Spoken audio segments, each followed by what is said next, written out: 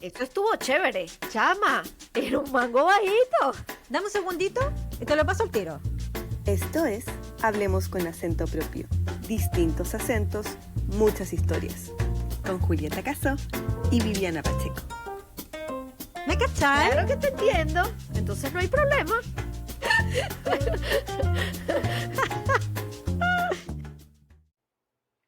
Hola otra vez.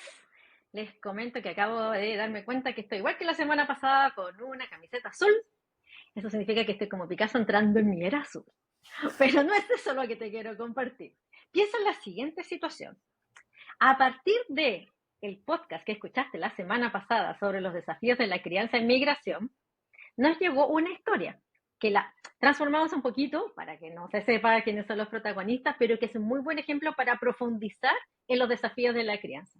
Piensa en lo siguiente. Esta es una familia colombiana que vive hace mucho tiempo en España y se enfrentan a un partido de fútbol importante entre la selección colombiana y la selección española. El hijo menor de esa familia llega a la casa del día del partido con una camiseta de España. ¿Te ha pasado algo similar? ¿Qué reacciones puede haber tenido esa familia?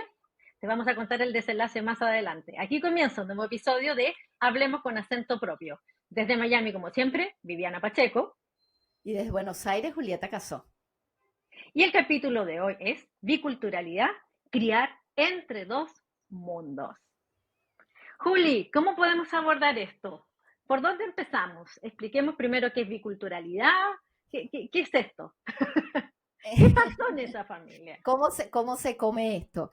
El término biculturalidad se emplea o se empieza a utilizar un poco más ahora, Vivi, porque la gente trata de explicar un poco dentro de los estudios migratorios, más desde la psicología social, explicar un poco cómo es ese proceso de integración de dos culturas, ¿no? Hablamos de dos culturas, pero en realidad puede ser más, pues tú puedes ser hijo de migrantes que emigraron a otro país y puedes ir sumando culturas, ¿no?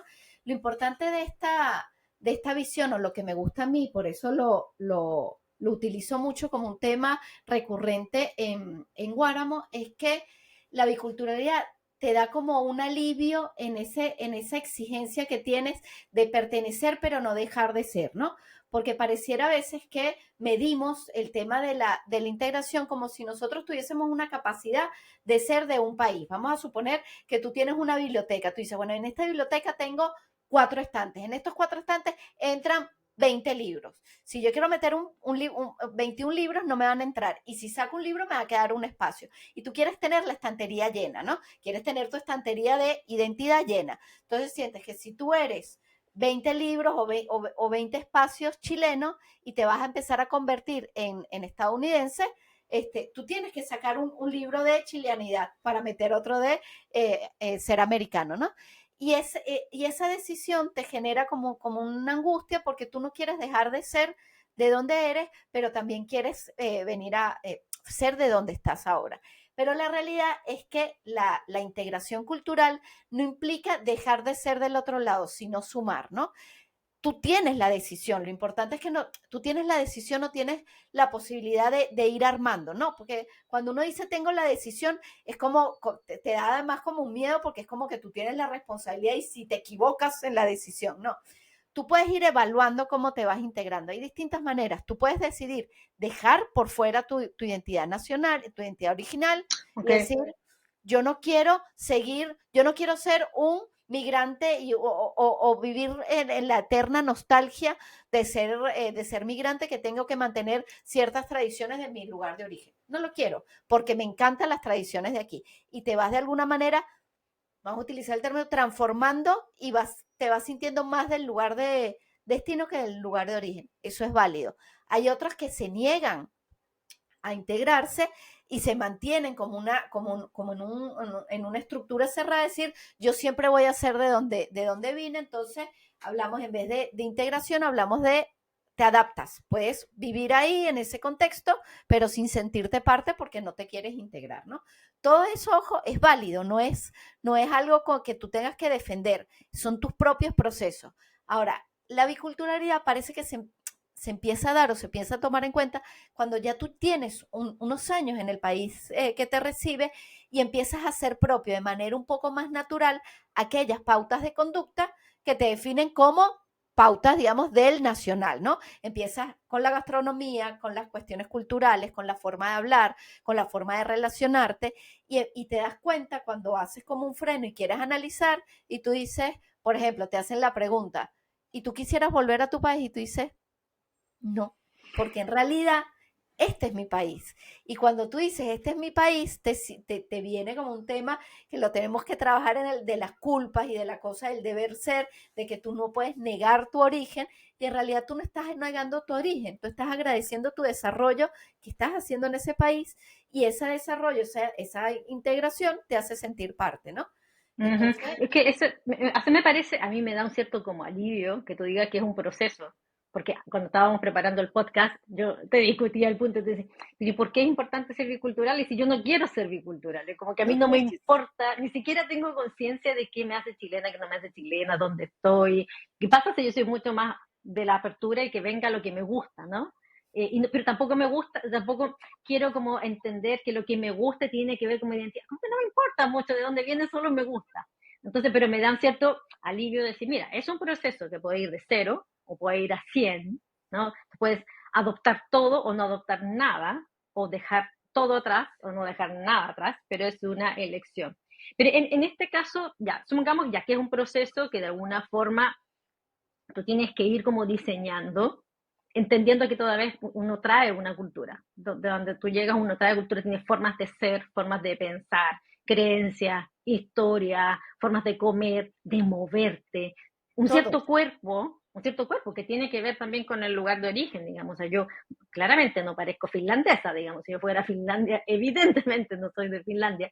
Eh, ¿Cómo impacta eso, crees tú, en la crianza, que fue el hilo que estamos haciendo? Porque los dejamos la semana pasada con la tarea de piensa aquellas batallas que vale la pena dar y piensa aquellas batallas que no vale la pena dar e incluso que impedirían un proceso de adaptación. ¿Cómo podemos profundizar en la biculturalidad como un aspecto de la crianza?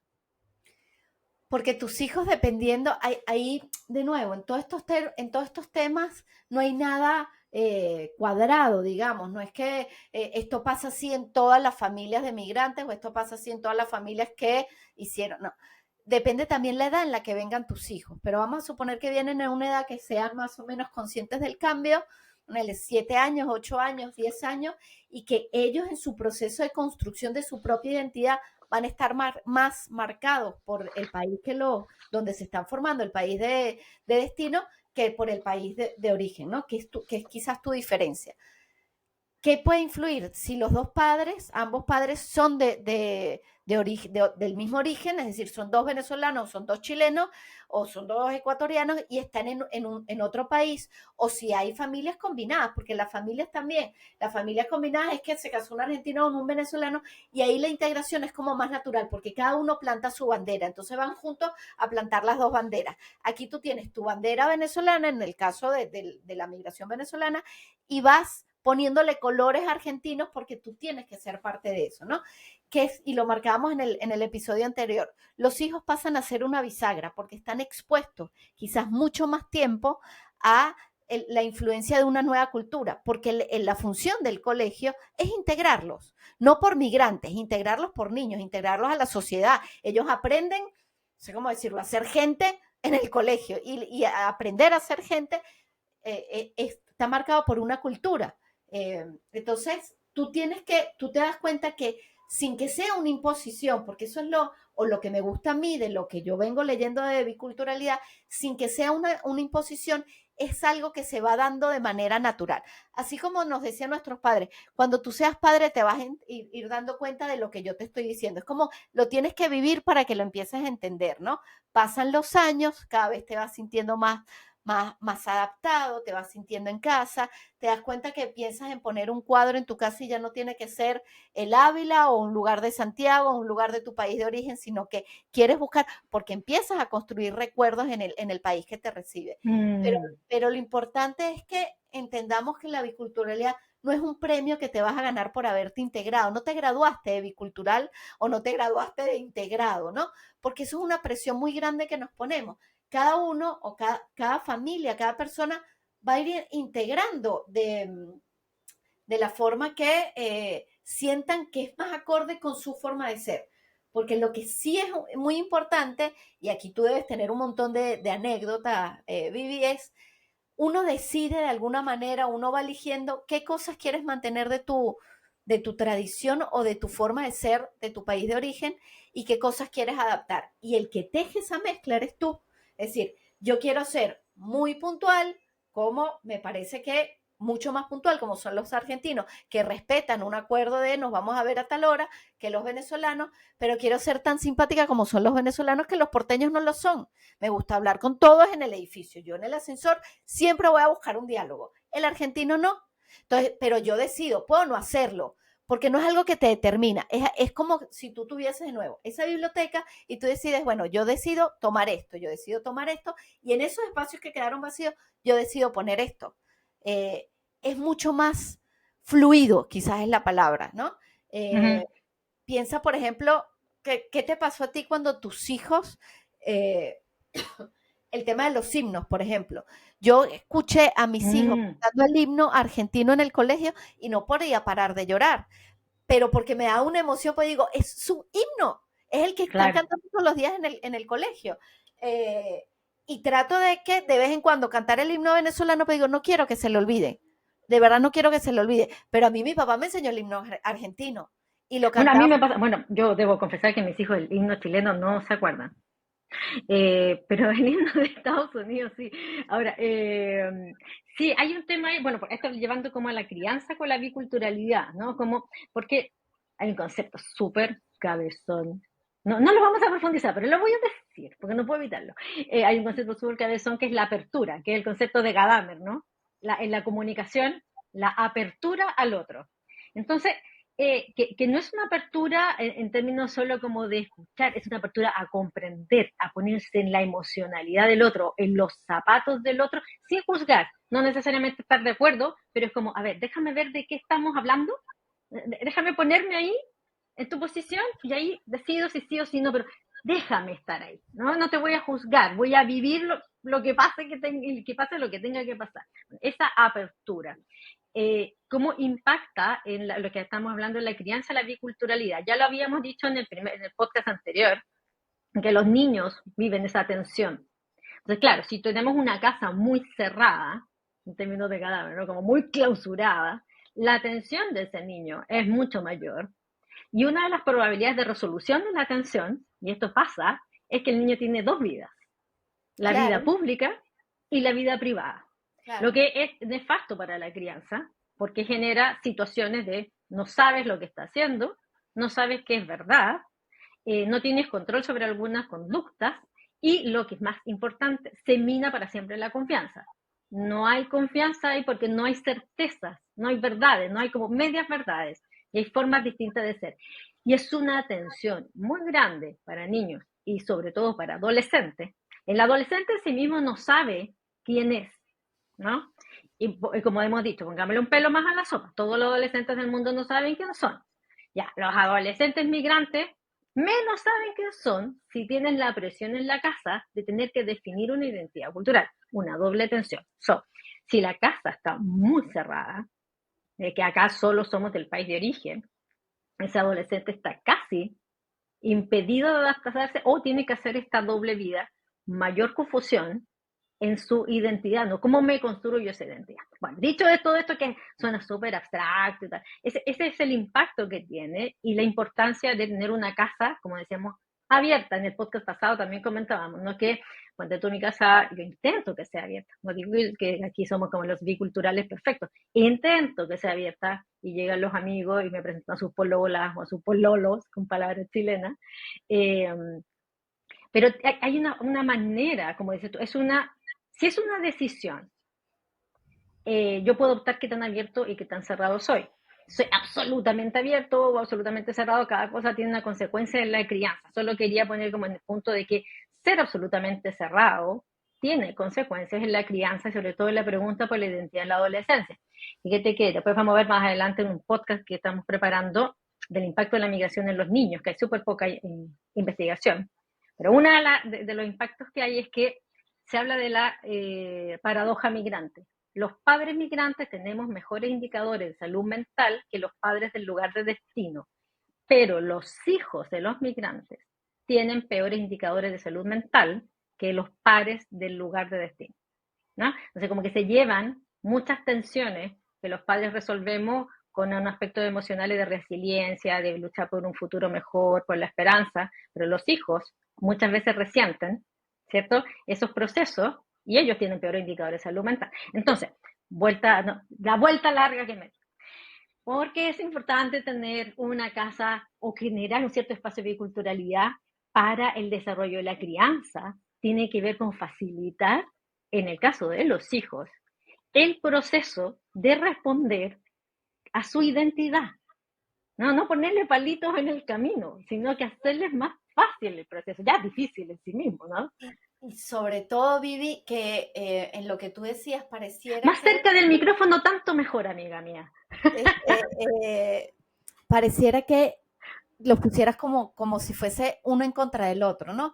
La cultura original en contra de la cultura de destino. Y en realidad van en paralelo, porque los niños, los adolescentes, inclusive con todo digamos, toda esta confusión que viven, lo llevan más natural este camino paralelo, porque no están en la eterna comparación, ellos se dejan llevar, ¿no? Hay una frase que se dice a veces de déjate contagiar, ¿no? Contagiar como que no te va a llegar. Por ejemplo, vamos a poner el ejemplo del fútbol acá. Tú vienes de un país que quizás no eran tan fanáticos del fútbol. Aquí se vive fútbol, se explica fútbol, se come fútbol, todo es fútbol. Tú tienes que ir a la cancha, tú tienes que hacerte hincha de un equipo.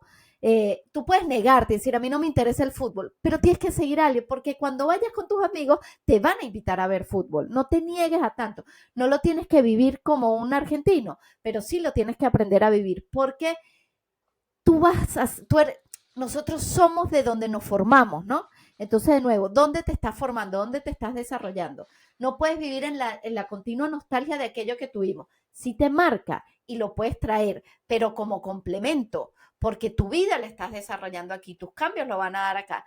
Entonces, en la crianza bicultural, lo que tú tienes que entender es, o el reto que tenemos los padres, es que tú tienes que enseñarle, y yo sí creo, amar a tu país de origen, primero por un tema de agradecimiento a tu tierra, a donde naciste, después por una cuestión de uno, porque tú quieres que tu hijo tenga algo de eso, pero tú lo enseñas desde tu perspectiva, porque tú le vas a decir, por ejemplo, es que no sé, las playas más lindas para caminar son las playas de la isla Margarita en Venezuela, pero eso es para ti, y tú le estás enseñando a querer algo desde tu recuerdo. Ellos no lo vivieron. No tienen. Entonces tienes que tener cuidado porque son tus recuerdos también de una época pasada que ya no está, y ellos te van a enseñar a ir a lugares en Argentina, en tu país de destino. Quiero poner siempre el ejemplo de Argentina, Venezuela, es el que sale más natural, pues es donde estoy.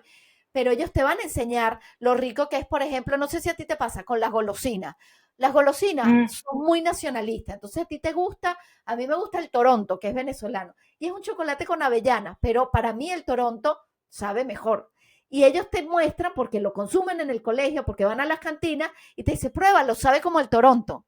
Si no, no lo hubieses probado. Me explico, no lo hubieses probado. O escucho esta canción que se parece a. Creo que nuestro reto como padres biculturales, como padres comprensivos, respetuosos, quizás con ese proceso de integración, es tú enséñame tu cultura que no es la misma que la mía. Porque mi cultura es la de mi cultura de origen, que es venezolana. Porque ahí viví 40 años. Tu cultura es donde yo te traje, porque consideré que iba a ser un mejor proyecto de vida y eres tú el que me vas a enseñar a mí. Yo no puedo ser, como te decía, ponerte palitos en la rueda. Enséñame. Y ellos toman un rol protagonista y es delicioso aprender a conocer tu país por medio de ellos, porque ellos lo van a hacer con los amigos que son, digamos, argentinos en este caso, van a las comidas, van a los colegios, van a otras cosas, que tú porque tienes otras responsabilidades, tienes que trabajar, tienes que hacer otra cosa, no tienes tanto tiempo para conocer, pero yo sí. Está perfecto, qué bonito, enséñame tu cultura. Ahí está la apertura, ¿ven? No era tan difícil cada vez. Enséñame tu cultura. Mira, ahora te voy a contar el desenlace de la historia. Bueno, el tema es que este niño llegó con su camiseta española. Quedó la tole-tole en la casa. Una pelea gigantesca. Y entre las 1.000 millones de cosas que se dijeron, una de ellas era, lo acusaron de traidor, ¿no? Que era un traidor a la patria. El niño, por suerte, se puso a llorar. Digo por suerte, porque abrió un espacio emocional.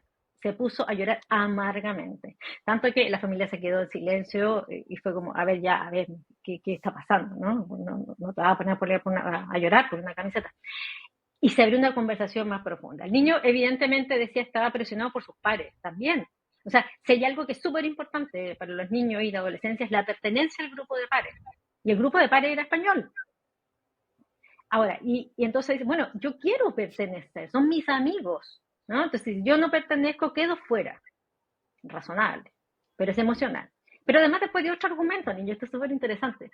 Dice, yo pudiendo elegir entre Colombia y España, y dio un argumento técnico, yo no me lo sé, pero me gusta mucho más el estilo de juego español, por tal y tal y tal. Además un argumento racional, entonces el niño dice, entre dos opciones, bueno, tengo la que me gusta más, pudiendo optar, ¿no? Entonces tiene un argumento racional y un argumento emocional. Entonces la familia en ese momento como que se enfrenta al dilema, ¿no? Como que se cierra la puerta de esa familia a sentir de manera local o es una tontera hacer lo que estaban haciendo. Entonces la familia, a mi juicio, bastante razonable, dice, mira, vivimos en España. Él lleva más años en España que en Colombia. ¿Vale la pena cerrar la casa a la camiseta española? No vale la pena. Bienvenido sea, ¿no? Entonces, y además lo tiraron después como a la broma, ¿no? Que quién ganaba, que quién metía el gol, porque un aspecto súper importante y sanador también para algunas disputas es mirarlo de lejos, es ponerle perspectiva, porque uno como que se atrinchera, es que lo mío es mejor, así como los chilenos con el pisco sour, que no tiene ningún sentido. Lo mío es mejor, y genera unas peleas emocionales que no tienen ninguna racionalidad, sino que son pura emoción. Pura pasión, pura pasión. Pura pasión. Si tú tomas distancia y lo tomas con humor, se hace mucho más liviano también, ¿no? Bueno, el tema es que así resuelve esta familia esta historia, que hablábamos de la biculturalidad. Se dice, esta familia abre la puerta. Abre la puerta. ¿Te fijas cuánto alivio para ese niño, sabiendo que en su casa hay cabida para él, que es un colombiano español, o un colombiano más español que colombiano, ¿no? Y en su casa tiene espacio. Es que ese es el punto clave, y ahí estamos llegando a donde queremos ir. La casa bicultural de los migrantes tiene que ver con ser el espacio en el que un hijo se pueda desarrollar con confianza. Si tú cierras la puerta, no deja de ser un espacio de desarrollo, tiene que optar o tiene que buscar formas de desarrollarse de manera distinta en distintos espacios. Hay una ruptura, una parcelación. La casa bicultural lo que hace es aceptar las distintas formas culturales que viven los hijos y tienes que darle acogida.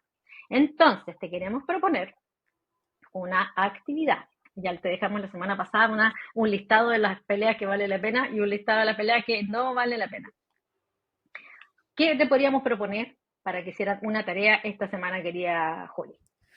Yo quiero contar una anécdota. Pusiste lo del fútbol y hay una anécdota, y los que me escuchan, tengo amigos de mi época de DirecTV, que trabajaban en DirecTV, que me escuchan. Nosotros éramos vistos como una familia de argentinos, y en el Mundial no había nada más divertido que ver un partido del Mundial de fútbol con un argentino, porque además en mi casa se preparaba todo, se ponía la cábala, esto tiene que ir acá, se comía empanada argentina, pero era como... y yo me acuerdo, mi papá decía, nosotros tenemos suerte porque Venezuela no es buena en fútbol, porque nos veríamos en un aprieto si tiene que jugar Venezuela y Argentina. Y ahora que Venezuela participa un poco más en fútbol, cada vez que juega Venezuela, mi familia argentina le escribe a Sebastián, a mi hijo mayor, y dice, vamos la Vinotinto, diciendo vamos, pero en realidad sabes que no van a ser rivales nunca, ¿no? Hay cosas que yo creo que marcan más tu pasión, que te va a gustar mucho más el fútbol, quizás algunas cosas de la música lo asocias a momentos tuyos, entonces ahí no vale la pena, pero en otras cosas sí. ¿Cuál creo yo que tiene que ser el reto? Es que pensemos qué cosas nos cuesta más aceptar que nuestros hijos tienen más integrado del otro país, porque creemos que son como banderitas de honor, ¿no? No podemos dejar de comer o no nos puede dejar de gustar y de repente te dejó de gustar la arepa. Tú lo piensas y tú dices, no te puede dejar de gustar la arepa. Traidor, traidor. A veces no llegas hasta traidor, pero tú dices, ¿qué cosas crees que están, digamos, inherente a tu cultura? Y no es inherente a tu cultura. Entonces, que pensemos qué cosas como que nos adoptaron a nosotros y nosotros no la adoptamos, sino que se nos fue dando, qué cosas pensamos en adoptar, queremos ser así o queremos agregar palabras que nos gustan, y qué cosas nuestros hijos nos fueron enseñando que formaban parte del día a día, que no nos dimos cuenta. Creo que es muy lindo porque además a mí me parece, y lo vengo trabajando mucho desde Guáramo, que la biculturalidad, aceptar eso es sanador, porque es como tú dices, es más libre. No hay tantos peros ni tantos debes ser, sino esto es lo que pasa. Esto es el transitar tuyo, esto es tu crecimiento en la nueva sociedad. Así que compártanos, escríbanos, cuéntenos qué ha sido para ustedes ese evento que te hace, ¡ay, ya va! Esto o que felicites y dice, no me di cuenta que ya estaba hablando mucho más argentino que venezolano, o es muy lindo. Yo creo que nos podemos además reír, podemos hacer después anécdotas cómicas de la biculturalidad. Dale, y le ponemos la pregunta esa también, la pregunta más linda que pusiste tú en este podcast. ¿Qué me está enseñando mi hijo de la cultura de destino? ¿Qué ha llevado a tu casa? ¿Qué te ha gustado? Muchas gracias. Con esto estamos cerrando este capítulo, los dejamos con una tarea. Sigan compartiendo con nosotros, ya ven que estamos poniendo sus temas en nuestro podcast, estamos abriendo las experiencias. Como siempre, inscríbanse, por favor, inscríbanse a nuestro Spotify, Hablemos con Acento Propio, nuestro podcast, en nuestro canal de YouTube, Hablemos con Acento Propio, en nuestras cuentas de Instagram, Pacheco A. Vivi y Julieta Caso 07. Y nuestra cuenta de Acento Propio es @conacentopropio. Mándenos sus comentarios. La respuesta a esta pregunta para que podamos incorporarlo en los siguientes episodios. Y como ya saben, ya más adelante vamos a hacer otra serie de episodios. Vamos a continuar con nuestra serie de crianza y migración y vamos a comenzar a meternos ya en los desafíos y en las vivencias que tienen nuestros hijos. Y te vamos a también a estimular a que abras conversaciones interesantes con ellos. Así que, como siempre, muchas gracias por seguirnos, que tengan una muy buena semana y nos vemos en el próximo episodio. Chao, Vivi, chao a todos. Gracias. Esto fue Hablemos con Acento Propio. Distintos acentos, muchas historias. Si te gustó este podcast, recuerda seguirnos y suscribirte.